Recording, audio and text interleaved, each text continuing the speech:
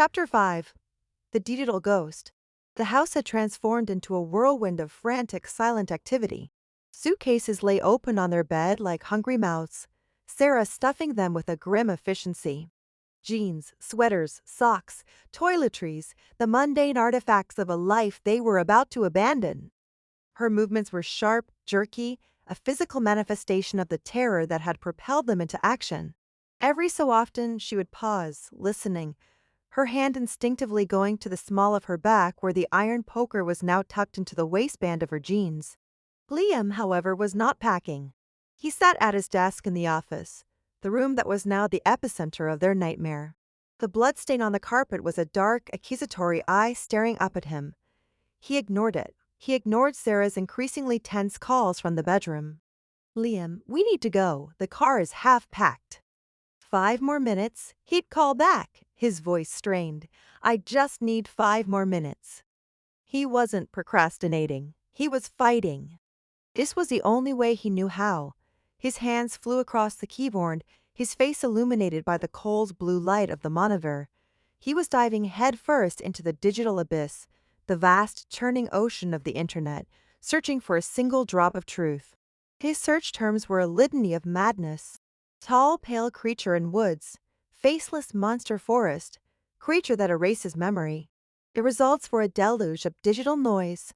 Creepypasta stories about Slender Man, doctored photos on paranormal forums, fringe cryptozoology websites filled with blurry pictures of supposed Bigfoot sightings. Nothing matched, nothing felt real. Everything was fiction, folklore, funhouse horror for teenagers. Nothing captured the sickening, visceral reality of the thing that had placed a dead cat on his neighbor's lawn.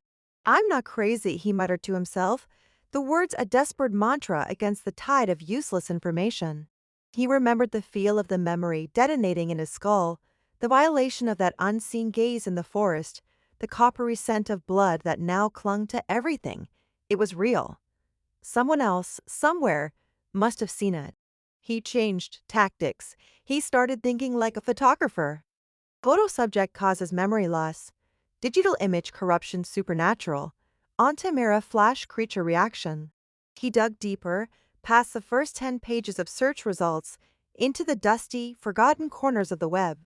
He found himself navigating archaic message boards with clunky HTML interfaces and fixated banner ads for long-defunct companies. These were the digital graveyards filled with conversations that had ended a decade or more ago.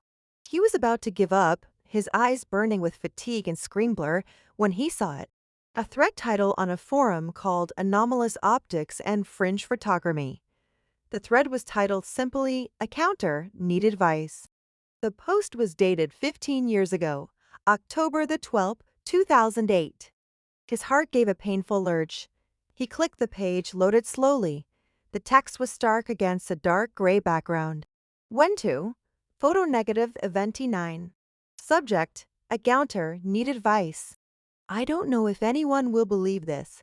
I'm not even sure I believe it. But the evidence is on my hard drive and I can't sleep anymore. I'm a wildlife photographer.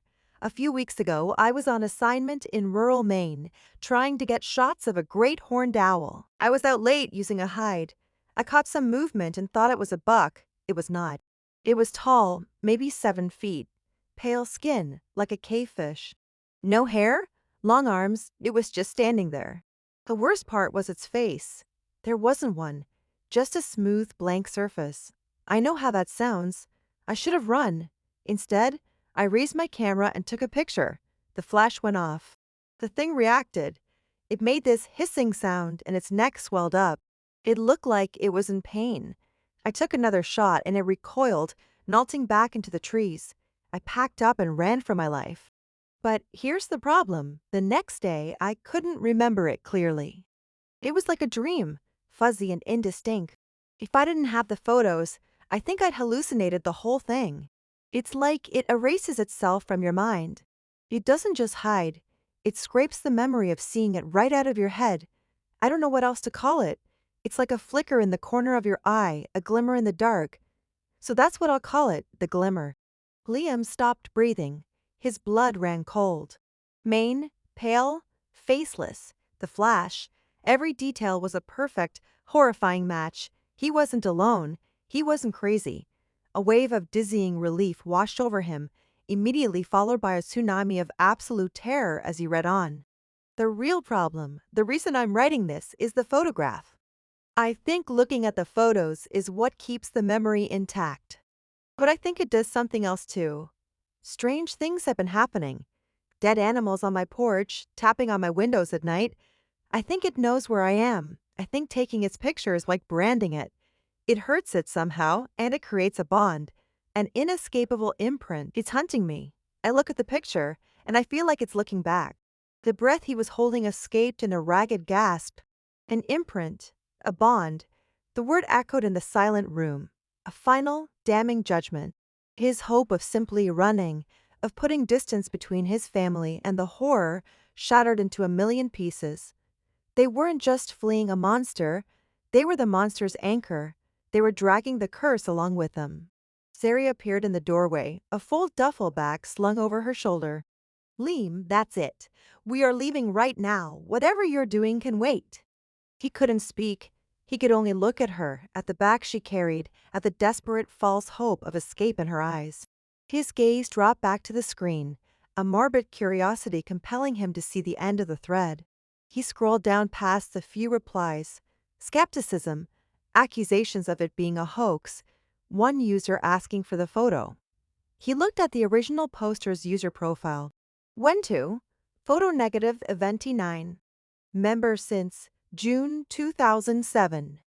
Last activity, October the 29th, 2008. His last activity was a few weeks after his initial post. There was one final chilling reply on the thread, posted a month later by another user. Re-accounter need advice. Anyone heard from PN? He's gone completely silent. Emailed him, no reply. Hope he's okay. He was a digital ghost, a voice crying out from a 15-year-old tomb. He had found his answer, his proof, and in doing so, had found his own epitaph. Liam slowly raised his head and looked at his wife. The frantic energy of their escape plan suddenly felt like a child's game. Running wasn't an option. The road wasn't freedom. It was just a longer cage.